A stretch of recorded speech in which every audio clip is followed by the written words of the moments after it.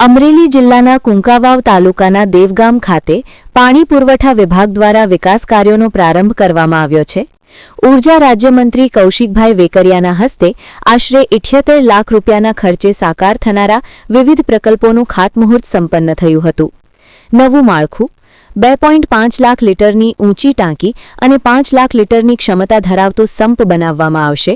અન્ય સુવિધાઓ pump house, chlorine room અને કમ્પાઉન્ડ વોલ સહિતની મશીનરી ઇન્સ્ટોલ કરાશે। લાભાર્થી ગામો આ યોજના પૂર્ણ થવાથી દેવગામ, માયાપાદર અને સારંગપુર ગામોને શુદ્ધ પાણીનો લાભ મળશે। જલ જીવન મિશન અંતર્ગત ગ્રામ્ય વિસ્તારોમાં માથાદીઠ 100 એલપીસીડી પાણી પૂરું પાડવાના લક્ષ્યાંક સાથે આ કામગીરી હાથ ધરાઈ છે। આ પ્રસંગે મંત્રીએ કોન્ટ્રાક્ટરને ગુણવત્તા જાળવી સમયમર્યાદામાં કામ પૂર્ણ કરવા સૂચના આપી હતી।